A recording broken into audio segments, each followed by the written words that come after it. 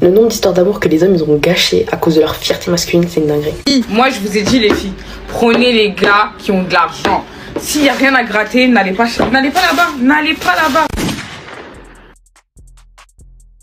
Je crois que je viens de capter un truc de ouf. En fait, je suis pas célibataire parce que personne veut de moi. Je suis célibataire parce qu'en fait, les personnes que je veux, celles que je choisis, elles veulent pas de WAM. Donc toi, t'as aucun problème à être nu dans un lit avec un mec. Mais par contre, t'as honte de demander de l'argent. Et je vous dis les mecs, faut leur faire du mal. Faut leur faire du sale, il faut qu'ils pleurent chaque soir dans leur putain de lit. De nos jours, il n'est pas rare de tomber sur une femme au passé douteux ou qui vous cache volontairement des choses. Pour vous aider et vous sensibiliser, voici 10 vérités difficiles sur les femmes que les hommes découvrent souvent trop tard. Numéro 1. Vous serez jugé selon ce que vous mettez en avant. Moi je vous ai dit les filles, prenez les gars qui ont de l'argent. S'il n'y a rien à gratter, n'allez pas là-bas. Ceux qui chipotent pour prendre des Uber ou prendre des fleurs au premier date ou je ne sais quoi, n'allez pas là-bas, ils sont pauvres. Regardez ce qu'on m'a offert. Des nouvelles Margiela. Maman, toi on t'a offert ça? Maman, toi tu pleures pour un gars qui t'offre même pas de fleurs. Ah, en tout cas, la vie elle est dure pour certains. Les femmes évaluent rapidement ce que vous avez à offrir, votre présentation, votre assurance ou encore ce que vous mettez en avant, comme votre statut ou vos atouts matériels. Par exemple, si vous insistez sur votre richesse, elle pourrait vous voir comme une simple ressource matérielle. Imaginez un homme qui se vante de sa voiture de luxe à chaque rendez-vous. Il ne doit pas s'étonner si elle ne s'intéresse qu'à son portefeuille. Je viens gravement de me disputer avec mon mec parce qu'il m'a offert ceci. Alors certes, vous allez dire que je suis très aigrie, que je suis capricieuse, mal élevée et tout, certes, peut-être que vous avez raison. Mais je vais vous expliquer pourquoi c'est vraiment un cadeau qui m'énerve. Pour la plus belle des fleurs, bon ça c'est mignon. Pourquoi on offre des fleurs à une femme? Est-ce qu'il y a vraiment des meufs, ça vous fait kiffer genre d'avoir un bouquet de fleurs? Genre je peux les cueillir dans mon jardin, pas de jardin, mais c'est quoi l'utilité? C'est quoi, c'est une déco pour chez moi? Enfin ça va, merci, j'ai de la déco chez moi en fait. En plus si c'est pour offrir un petit bouquet, genre honnêtement, je trouve ça dégradant. C'est plus pénible qu'autre chose. Je dois être là, il y a un livreur, il ramène un truc énorme. Est-ce que j'ai que ça à faire même de mettre un truc dans un vase avec de l'eau? Si tu veux me faire un cadeau, offre-moi un beau cadeau. En plus elles sont même pas toutes rouges. Genre Chuck Bass il offre à Blair Waldorf que des roses rouges ou des pivoines ou que sais-je, mais genre pas un bouquet avec plusieurs roses de plusieurs couleurs différentes. Nous sommes vraiment beaucoup disputés au téléphone. Je lui ai dit pourquoi me faire des cadeaux comme ça? Pourquoi me faire plaisir? Non, ça ne me fait pas plaisir. Et je suis sûre que vous allez toutes faire des mijourées en commentaire, mais je suis sûre que les 3/4 d'entre vous, vous savez pas quoi en faire non plus de ce bouquet. Quand j'avais 16 ans, c'était mignon.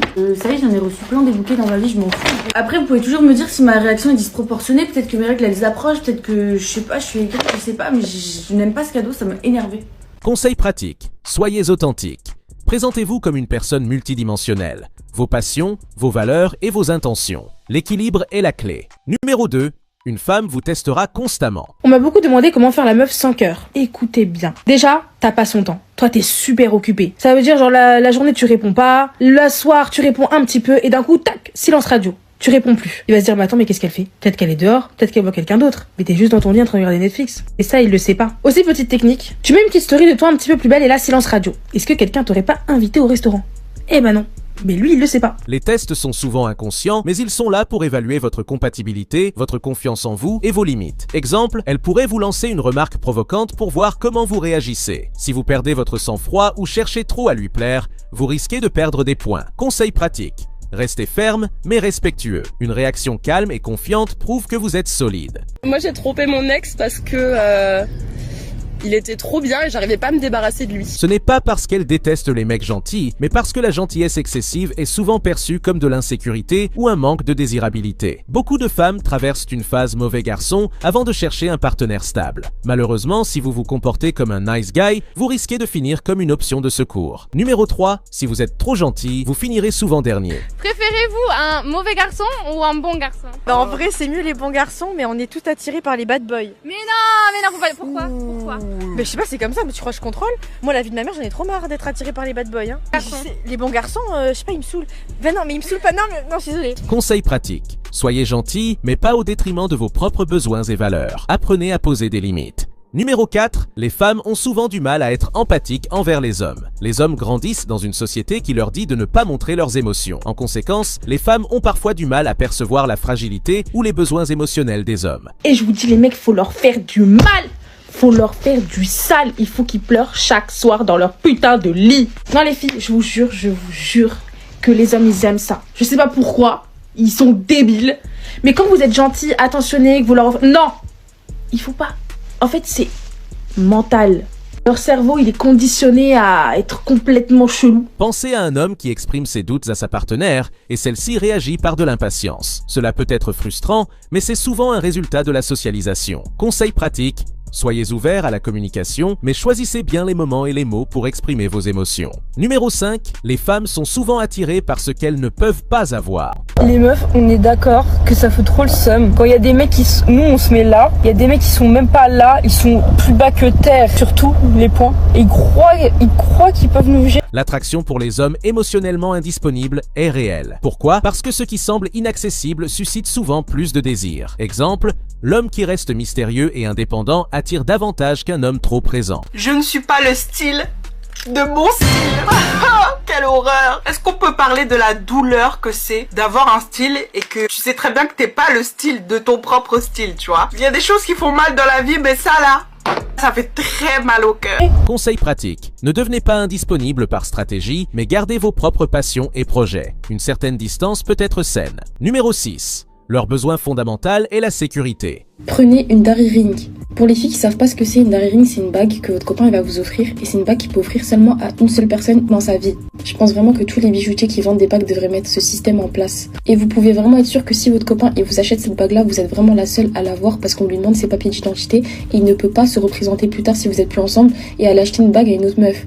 Pose-toi les bonnes questions, si tu vois qu'il peut pas t'acheter de bague là-bas, c'est qu'il en a déjà acheté pour une autre fille. Moi j'ai déjà une bague, mais si j'avais pas cette bague, j'aurais clairement demandé à 2Z qui me l'achète. Qu'il s'agisse de sécurité émotionnelle, financière ou physique, c'est un besoin profond. En effet, une femme peut rester dans une relation insatisfaisante si elle se sent en sécurité, même si elle n'est pas amoureuse. Conseil pratique, montrez que vous êtes fiable sans tomber dans le cliché du sauveur. Numéro 7, l'apparence physique est cruciale pour elle. L'ordre dans lequel j'applique mon make-up: fond de teint, première anti-cerne, poudre à sourcils, j'estompe, anti-cerne plus clair, bronzer liquide, blush liquide, poudre libre, poudre compacte, bronzer en poudre, gel fixateur pour les sourcils, spray fixateur, mascara, deuxième couche de blush liquide, crayon à lèvres, gloss.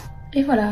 Les femmes grandissent dans une société qui valorise leur apparence avant tout. Cela peut créer une pression intense et un besoin de validation. Cela explique pourquoi elles investissent autant de temps et d'argent dans leur apparence. Conseil pratique, complimenter au-delà du physique. Reconnaître leur intelligence, leur humour ou leur ambition peut faire toute la différence. Numéro 8, l'attention est leur monnaie. Pour beaucoup de femmes, l'attention est une source de validation. Cela peut se manifester par des selfies, des publications sur les réseaux sociaux ou même dans leurs interactions quotidiennes. Ce besoin n'est pas superficiel. Il est souvent lié à un besoin d'affirmation. Conseil pratique, si vous êtes en couple, offrez-lui une attention authentique, mais gardez des limites pour éviter qu'elle en dépende. Numéro 9, elles auront souvent une libido différente de la vôtre. Les filles, j'ai une question. Est-ce que vous aussi, quand vous ovulez, vous le sentez ? Ah, genre vous le sentez, oh j'ai mal à droite, j'ai mal à gauche. Non, vous le sentez. Genre moi quand j'ovule, en fait je suis un animal. Avec le temps, les différences de libido peuvent devenir évidentes. Cela ne signifie pas qu'elle n'est pas attirée par vous, mais les hormones et les rôles sociaux jouent un grand rôle. Conseil pratique, communiquez ouvertement sur vos besoins intimes et soyez prêts à trouver des compromis. Numéro 10, elles changeront constamment. Les femmes évoluent souvent en fonction de leur environnement, de leurs expériences et de leurs besoins. Ce qui lui plaisait hier peut ne plus lui suffire demain. Exemple, une femme qui adorait l'aventurier insouciant pourrait, avec l'âge, préférer la stabilité d'un homme mature. Conseil pratique, soyez adaptable et restez curieux de ses aspirations. Merci d'être resté jusqu'au bout, laissez un commentaire pour me soutenir et abonnez-vous pour ne pas manquer les prochaines vidéos.